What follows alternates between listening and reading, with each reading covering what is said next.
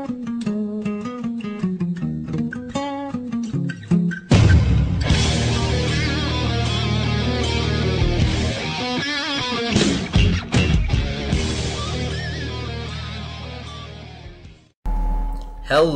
ladies and gentlemen. Welcome to Let's Play Crusader Kings 2. I am your host, Legionnaire117. Alright, let's get started here. A lot of you may be asking, what exactly is Crusader Kings 2? Well, I'll tell you. Crusader Kings 2 is a grand strategy game, developed by the folks over at Paradox Interactive, also published by Paradox Interactive. Picked this up over the Steam sale. I'm very much a fan of Paradox Interactive's work. I was a fan of the Total War games, the original Crusader Kings, and here we have Crusader Kings 2. Crusader Kings 2 is a empire simulator. You are basically set up ruling either a county, a duchy, a kingdom, or potentially an empire in medieval Europe from the year 1066 as the earliest starting point to the end of basically Europe as we know it in the beginning of the Dark Ages, when Constantinople fell to the Mongol hordes. Yay Mongols, they'll be coming along in due time. Now, the game offers multiple starting points. You have the earliest point here, the event at Stamford Bridge, the age of William the Conqueror, saying that William has indeed won the war for England, the Third Crusade, which would make France a lot smaller, England a lot bigger, create an independent kingdom of Jerusalem, where everything still looks good in this area, and then out of nowhere in the 100 Years' War, in comes the Golden Horde and the Ilkhanate. That would be very, very bad for us, and the Teutonic Order gets some nice little bits of land there. However, I didn't know Navarre had a little spot there. Well, I'm going to be starting at the Stamford Bridge incident, the earliest starting point in the game. I will be playing Duke Guilain of Aquitaine. There he is there.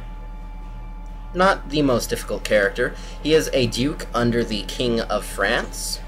France is currently sort of at war with England in the war, I'm not sure which war exactly it was, but the war in which Duke William of Normandy, currently known as Duke William the Bastard, because, well, he was a bastard at the time. Look at her name. His wife has a long name.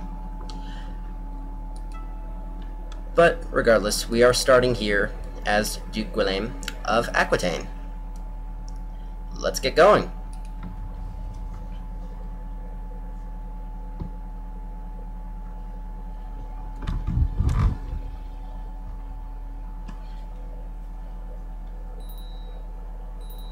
One moment, I'm going to pause the recording. Sorry about that, folks. Skip through the loading for you. Make things a little easier. Now, how exactly does the gameplay of Crusader Kings 2 work? Well, it is a grand strategy, so needless to say, you control a large portion of land in a very grand-esque scale. In this case, I'm controlling the Duchy of Aquitaine, which within the Kingdom of France. Now, as far as direct vassals go, everything in this color is mine. Those are the members of the Duchy of Aquitaine, all the people serving me. Here are the direct domain of the Kingdom of France. Direct vassals of all the different groups around here. But at the moment, I am still serving the King of France. I am not independent. I am very much still his servant. Check this. Duchy of Poitiers. Those look very similar. Duchy of Poitiers. And... oh, it's purple. Well then, sorry about the confusion there. I am playing as a duke here in Aquitaine. Why am I doing this? Well, here's the reason. You see that? The Kingdom of Aquitaine, separate from the Kingdom of France. All of this leads up to make the Empire of Francia. This is good. This is very good. Eventually, my hope is to declare independence from France, become my own little kingdom, eventually take over France, this little bit here, and create the kingdom, or the Empire of Francia. That was my eventual goal. But for now, we have some things that need to be taken care of. I can create 2 titles, the Duchy of Alvar and the Duchy of Bourbon. These are nice, but not so important at the moment. I can also pick an ambition. At the moment, I am going to pick the ambition to have a son, because at the moment, my heir is a woman. That's not good. Women are not viewed very nicely in this game, so playing one will not be so much fun. Eventually, when my guy dies, his heir, this is me, his heir is currently Inès de Poitiers. She's got a nice learning skill. Not sure who's actually tutoring her at the moment, but that gets rid of the need to have an ambition. Here I have a ducal claim I can press. I can press a ducal claim against the Count of Foy. However, he is not a direct vassal of my liege. He is a vassal of the Duke of Toulouse. Now, something that I need to take care of immediately is getting my council people doing their different things. Chancellor handles your political stuff, Marshal your military, Steward your economics, Spymaster your intrigue, and Court Chaplain your religious. I will have him set to fabricate claims in Toulouse. Once a claim is fabricated, I will gain the ability to declare war on the Duke of Toulouse for that territory. I shall have my Marshal researching military technology. Likewise, I shall have several of my different people researching their respective technologies in my capital, as well as my Spymaster uncovering plots. Now, when he uncovers plots, that lets me know of people scheming. When I know of their scheming, I can ask them to get rid of their plots or act against those plots. Plots are bad. They can have plots to kill me or my family. They can have plots to depose me, to steal my counties, to fabricate claims against me, or things of the like. However, at the moment, I should be relatively safe with that. They have a little starting game buffer. At the moment, I also can claim this territory here in a war. Now, this war in particular has some special characteristics to it. For example, if this girl that I'm pressing the claim for is of the same dynasty of me, then she will become my direct vassal. However, as you'll notice, she is de Semur, I am de Poitiers. This isn't great because that means that if I get that territory in this war, then she'll simply gain the territory, and that won't help me really at all. However, we look at the situation here in England. Our king is a child. He is 14. His regent here. However, surprisingly enough, his regent isn't Duke William. Now, some people may be saying Duke William the Bastard. Who is this putz? However, this is no putz. This is not a man that is to be taken lightly. At the moment, he is Duke William the Bastard. Some of you may know him better as King William the Conqueror. That is right. He is currently at war with the King of England in the War of Norman Conquest. If he succeeds, his territory will be taken away from France and added to England, as he shall take the throne there, given that even though he's a Duke of France, if he gains a king title, it will supersede his title as Duke, and his loyalties will be to himself instead of our good King Philippe here. That's not so great. However, at the same time, you have King Harold, I'm not even going to try and butcher that name, at war with England as well, in the Norwegian invasion. He is also hostile towards Duke William of Normandy because their claims conflict in the War of Conquest. It'll be interesting to see how this evolves over the years. Now, some things I'm going to want to get sorted out right now. My daughter, Inès. I'm going to arrange her betrothal to the king.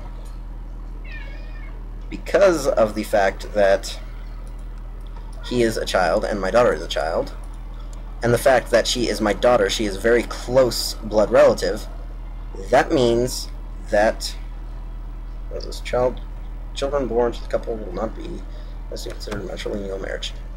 Yeah, he won't accept a matrilineal marriage. That means that my daughter will bear his children, and they will be under his name. However, that isn't so bad, because she's a close blood relative to me, that means that we will have an actual alliance with the King of France, which means we can bring him into wars. However, things are the kingdom is at risk currently to this guy, Duke Robert the Old.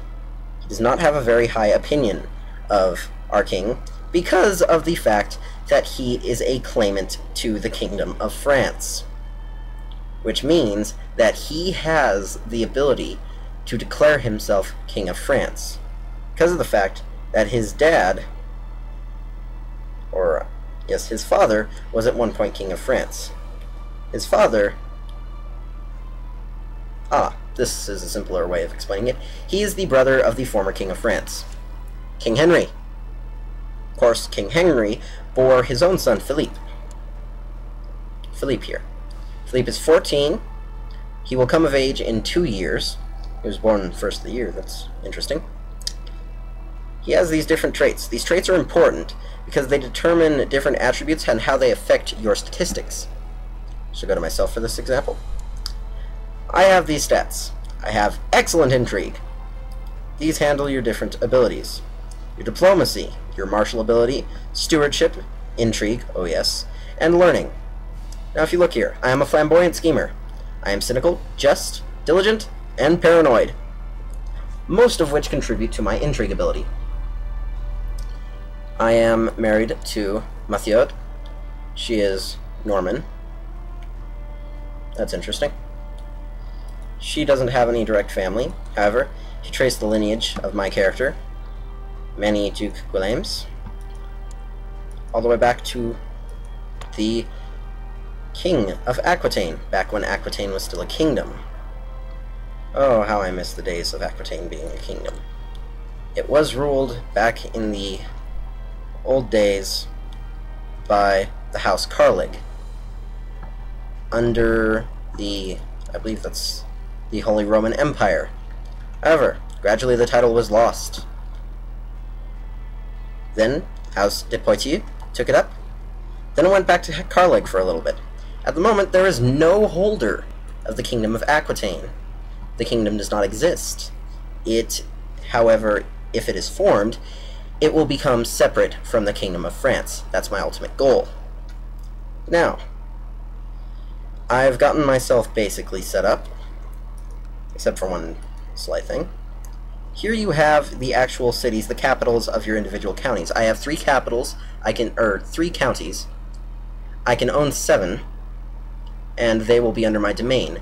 Counties under my direct control. Now, I can build stuff in my different county capitals. Here, if I build a wooden palisade, it'll increase my levy size, my tax income, and the fort level of this individual area. I will do such. Always a good idea to look at your infrastructure and make sure that you're doing good stuff. You want to keep your gold, your monthly balance, relatively low so that you know that you're always making stuff, you're always spending. So, now we've done about as much as we can for setup. Let us begin. Year is 1066. The king approves of my proposal for him to marry my daughter. Yay.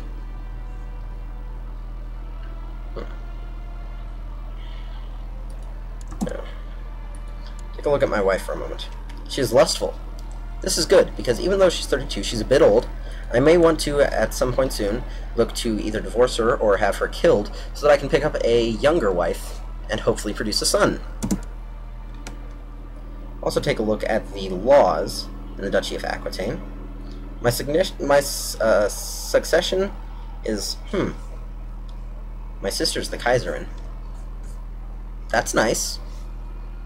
My succession laws are currently agnatic, cognatic, gavelkind. What do we have here?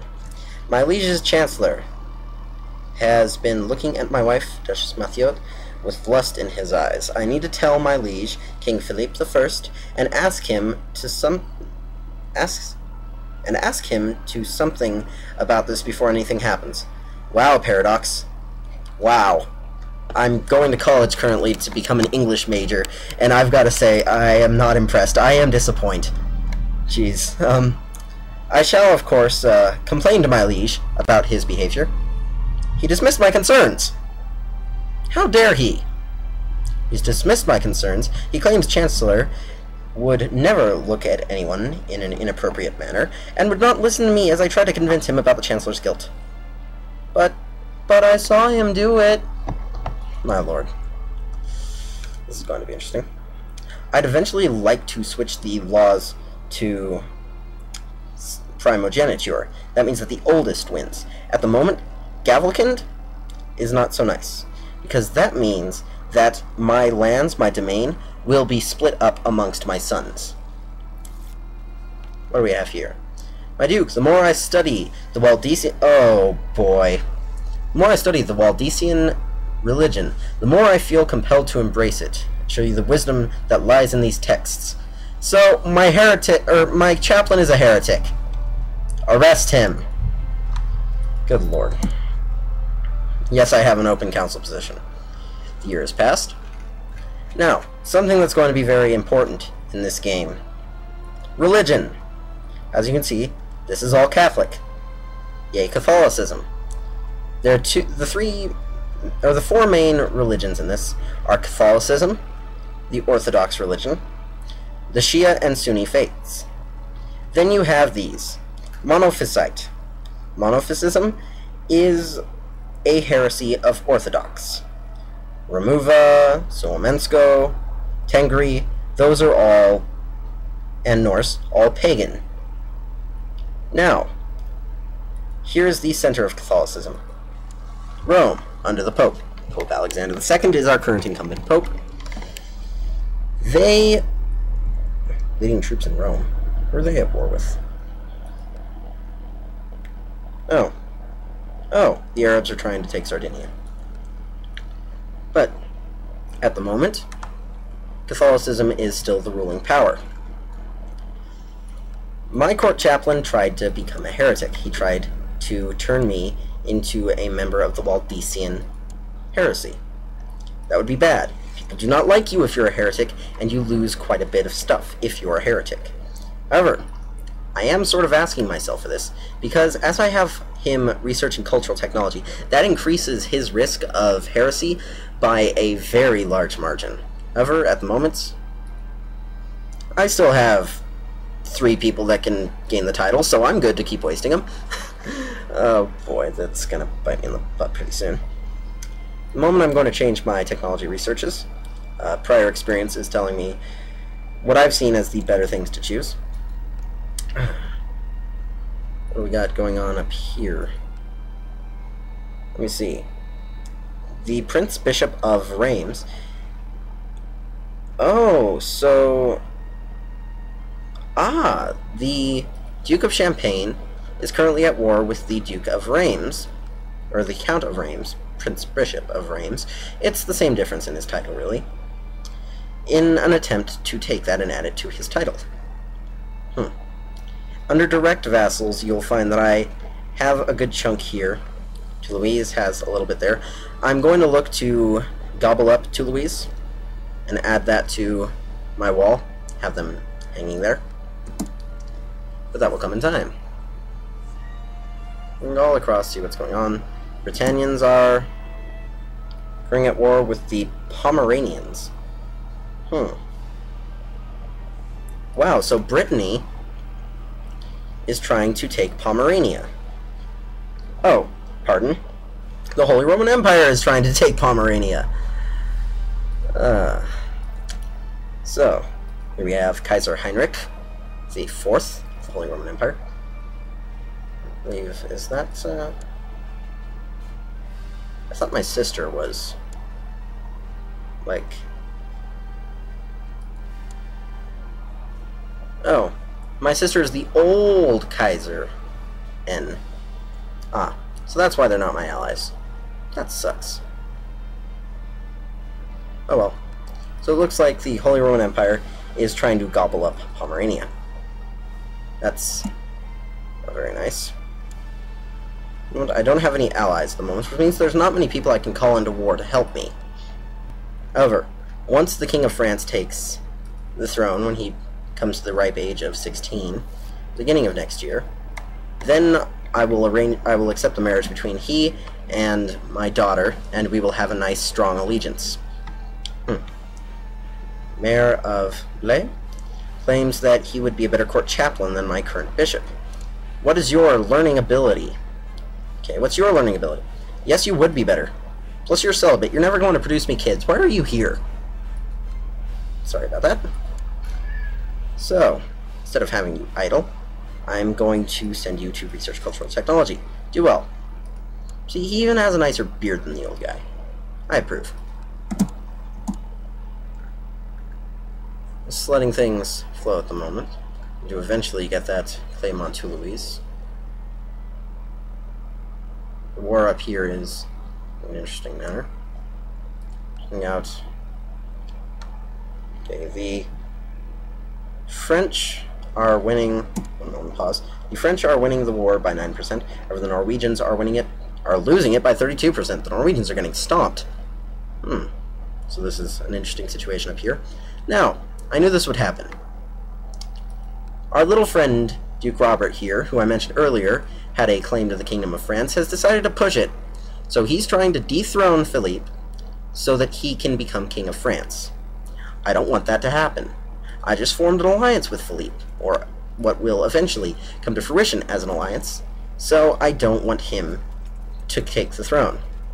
So I'm going to take all of the men that my vassals and myself can put forward and prepare them to go to war with the Duke of Burgundy. The Duke of Burgundy. Now, it's likely that, looking here, he will bring in some of his allies. He has the Duke of Barcelona. However, he would, if it were a stronger connection, he would be able to bring in the Duke of Flanders and the Duke of Boulogne. But he can't. As we can see here, he is trying to get me to come to war against the king. Now, declining would cost me no prestige, and I want our king to keep his throne, so I'm going to decline. Sorry, bro, but we're still hostile. And my dudes are coming right up upon you. Now, one other one we're going to have to worry about, if I can find him around here. That's the Duchy of Champagne. The Duchy of Champagne is currently held by this guy.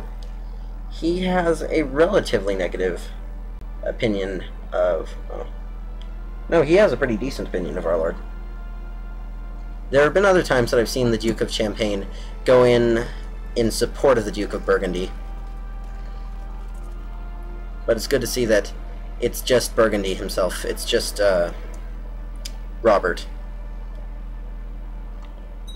Moving all our forces together. You'll find that combat in this game isn't so engaging. Oh, one of our courtiers died of syphilis. Well, bro, it's kind of your fault. Let's be honest. If you have it, it's really your fault. Okay, now all our armies are together. Gonna merge them.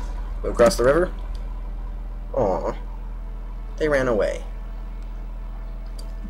You'll find that fighting, really, as in wars, is relatively non-engaging in this, because it's essentially just a really complex game of chess.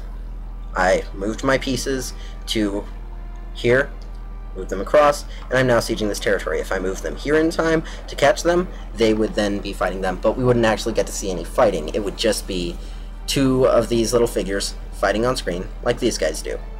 Because of the fact that, I guess it adds to the grandesqueness of the game that sure it says that he's leading troops in Trèves, but it's better to leave it to his martial ability of 9 instead of my abilities in the field of trying to command soldiers. I think it helps the game more than hinders it. So it's looking like we're going to win this fight here. And in fact, I'm going to move my troops to Dijon instead of Nevers to try and get some capitulation. In fact, he's moving down here, so... Yep, caught him. My troops managed to finish off the Duke's army, just in time for my palisade to be created. As you see, I get more taxes now from Bordeaux, the city that actually had the palisade built in it. It's a good idea to make plenty of palisades and other buildings in order to have a nice, strong domain, as in the territories under your direct control. So yeah, Robert, all he's got is a few guys. We're sieging his territories. He really doesn't have much of a chance of winning this war at this point. In fact, I'm going to try to end it quicker by assaulting his holdings. This could put an end to the war a lot faster. However, you do run the... Aha! Here it is! The new Duke of Champagne is at war with the King of France. He decided to join in. His father, Duke Tybalt, didn't have too much of a problem. However, when he died, his son took over, and he is now throwing in his lot with the Duke of Burgundy. At least I believe he is. Yes, he's joining him. However, even at this point, with Burgundy coming in, he really doesn't have so much of a chance of winning. He is essentially down from the count. I've got troops in his capital. His capital's basically mine at this point. Yeah. It's all under my control, as you can see by the stripes there. And they're going for a grasp at Orléans. I am going to move my guys here and start sieging this territory. Potentially, yeah, I'm going to go in and grab that army at Orléans. Now, something that I need to be careful of. Oh, and I believe our king just became an adult. He should have. Rivers. A river flows between Orléans and these territories. However, one does not flow between here and Orléans. That means that my troops won't get a huge negative from crossing a river. He grew that fast. I have to say that beard came in quickly. Our king has come of age, which is good. It means that people aren't going to have as much room to plot against him as he is a child, because he's no longer a child. Right, and things are looking good. Oh. Couldn't really understand what he was talking about. Adamant belief approved. That's right. Alright, I'll adopt the Marshal's plans. Now, it looks like we've pretty much got that handled there. Now, I've got enough money, it looks like, to build another wooden palisade. This is a precursor to building just about anything else. See, at this point I just need money to buy just about everything except for the training grounds, which I need a low stone wall, the upgraded version of a wooden palisade, to get. But at the moment, we're just worrying about this little rebellion here. Continuing to... Noble has distinguished himself in battle. Perhaps I can make use of him. A soldier named Pau appeared in my court.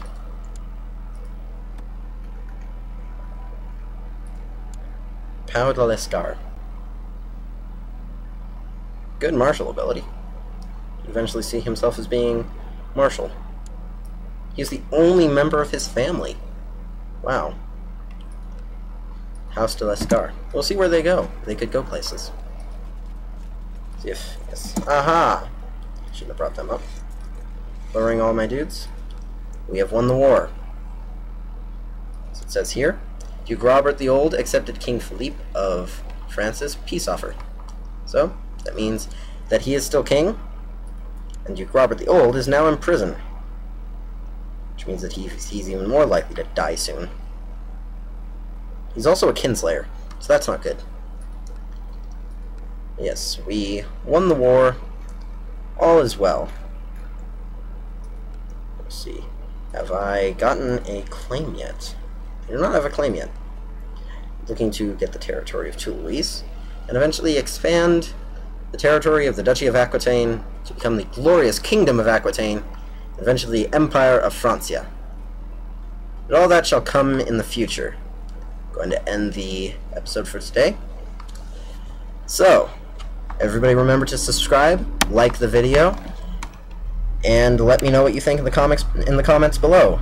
Let me know about sound quality, what you guys would like to see from me, any ideas that aren't too outlandish. For example, I'm not going to war with the Holy Roman Empire. Not yet. Yet. You see how I worded that. And overall, just let me know what you think. I'll see you next time. Until then, this is Legionnaire 117 saying so long, and we'll see you next time.